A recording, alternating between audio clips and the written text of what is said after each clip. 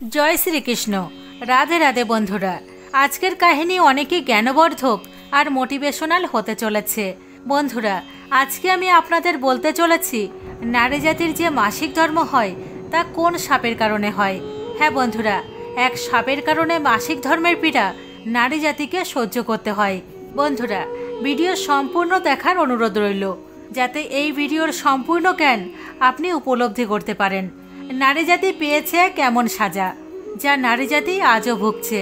বন্ধুরা রামায়ণ আর মহাভারত কালে এমন অনেক শাপ দেওয়া হয়েছিল যার প্রভাব আজও মানুষ জাতির ওপর দেখা যায়। আমার প্রিয় বন্ধুরা এমনই কিছু শাপ নারী জাতিকেও দেওয়া হয়েছিল যার প্রভাব আজও কলিযুগে নারী জাতির ওপর দেখা যায়।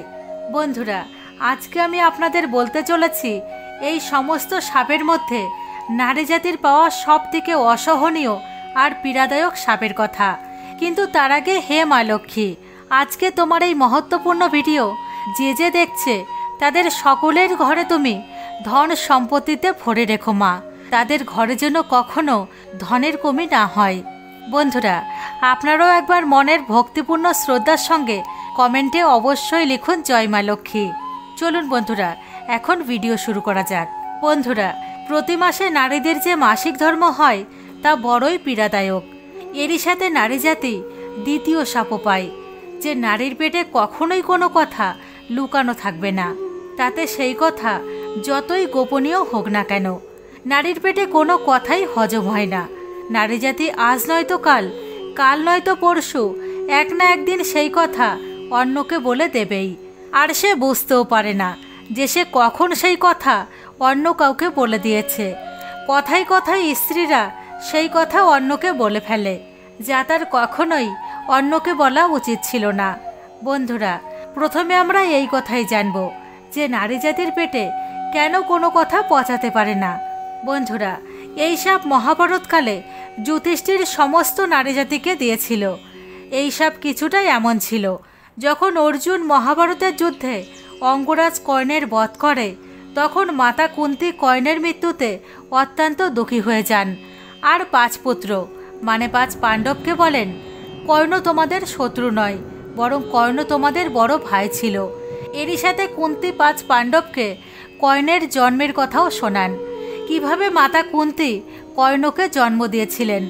তার কুমারীকালে ভুলবশত সূর্যদেবের বীজমন্ত্র জপ করার ফলে সূর্যদেবও প্রসন্ন হয়ে যান এবং সূর্যদেব তার কাছে আসতে মজবুর হয়ে যায়, যার ফলে সূর্যের তাপ থেকেই কর্ণের জন্ম হয়। আর লোকলজ্জার ভয়ে তখন তিনি কর্ণকে জলে ভাসিয়ে দিয়েছিলেন। যখন এই কঠিন সত্যকে সমস্ত পাণ্ডব শোনে তখন তারা জ্ঞাত হয় কর্ণ তাদের বড় ভাই হওয়ার পরেও তাদের হাতেই তার মৃত্যু হয়েছে। তখন তাদের অনেক দুঃখ হয়, অনেক অনুশোচনা হয়। এরই সাথে ধর্মরাজ যুধিষ্ঠির এই কথা শোনার পর অনেকেই ক্রোধিত হয়ে যায় এবং নিজের মাতা কুন্তির ওপর ক্রোধিত হয়ে বলে, হে মাতা, আপনি সমস্ত কিছু জেনে বুঝে আমাদের দিয়ে এ কেমন পাপ করালেন। যদি আপনি আমাদের এই কথা পূর্বেই বলে দিতেন তাহলে আমরা কখনোই আমাদের জ্যেষ্ঠ ভ্রাতার সাথে যুদ্ধ করতাম না। এরই সাথে যুধিষ্ঠির তার মাতার ওপর ক্রোধিত হয়ে সমস্ত নারী জাতিকে এক অভিশাপ দেয় যে আজকের পর নারী জাতির পেটে কখনো কোনো কথা লুকোনো থাকবে না। সে নারী জাতির জন্য যত বড় ভয়ঙ্কর কথাই হোক না কেন সে তার পেট থেকে বের করে দেবেই। এই সব যুধিষ্ঠির সমগ্র নারী জাতিকে দিয়েছিল। আর তারপর থেকে বন্ধুরা নারী জাতি তাদের পেটে কখনোই কোনো কথা লুকোতে পারেনি, তাতে সেই কথা যতই বিনাশকারী হোক না কেন তাও তারা সেই কথা বলবেই। বন্ধুরা এখন জানা যাক দ্বিতীয় শাপের কথা, কেন নারী জাতিকে মাসিক ধর্মের পীড়া সহ্য করতে হয়। বন্ধুরা মহিলাদের প্রতি মাসে 5 দিনের মাসিক ধর্ম হয় আর এর থেকে তাদের অনেক বেশি পীড়াও হয়। এই পীড়াও নারী জাতির একটি শাপের রূপে মিলেছে। বন্ধুরা ভগবত পুরাণ অনুসারে এই শাপের কথা কিছুটা এই প্রকার।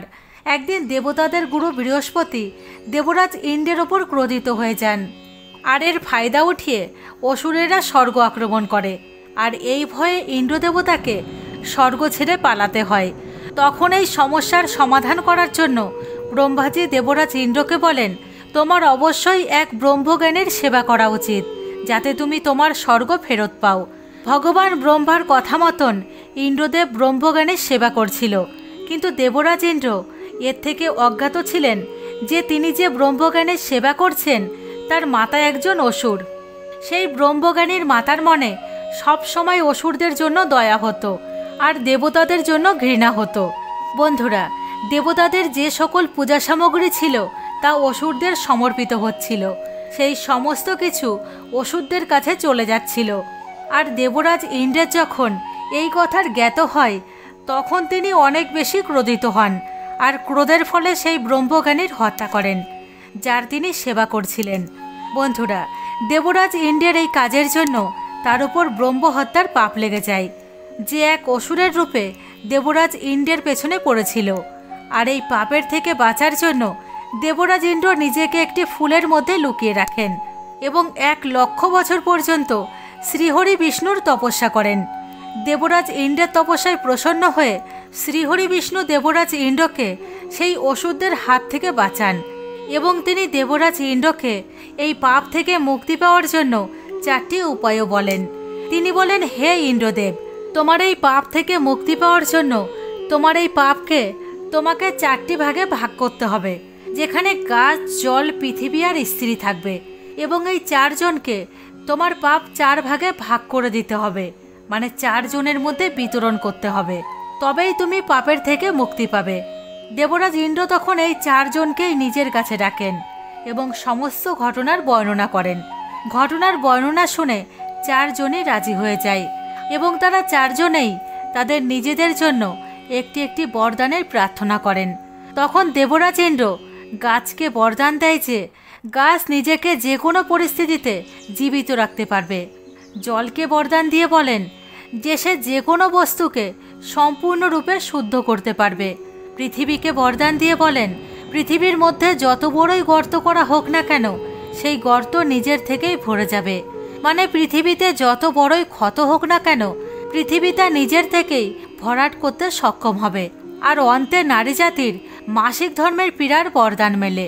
এরই সাথে দেবরাজ ইন্দ্র নারী জাতিকে আশীর্বাদও করেন যে যখনই নারী জাতি মাসিক ধর্মের থেকে শুদ্ধ হবে এবং কোনো পুরুষের সঙ্গে সম্বন্ধ করবে তখন এর আনন্দ পুরুষের থেকে 2 গুণ বেশি উপভোগ করবে এবং তার সেই আনন্দের ফলস্বরূপ সন্তানের জন্ম দিতে পারবে, যা কেবলমাত্র নারীর দ্বারাই সক্ষম হবে। বন্ধুরা, এটা ছিল নারী জাতির মাসিক ধর্মের কিছু অজানা রহস্যের কথা, যা দেবরাজ ইন্দ্র নারী জাতিকে বরদান স্বরূপ প্রদান করেছিলেন। বন্ধুরা, কেমন লেগেছে আপনাদের স্ত্রীদের সম্পর্কে এই অজানা রহস্যের কথা জেনে?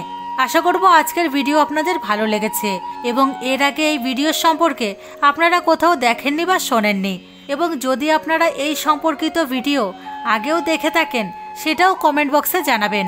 সাথে ভিডিও ভালো লাগলে অবশ্যই ভিডিওটিকে লাইক করবেন এবং আমাদের চ্যানেলে নতুন হলে চ্যানেলটিকে সাবস্ক্রাইব করে বেল আইকন অবশ্যই প্রেস করবেন, যাতে এমন সমস্ত ভিডিও নোটিফিকেশান সবার আগে আপনার কাছে পৌঁছায়। ধন্যবাদ।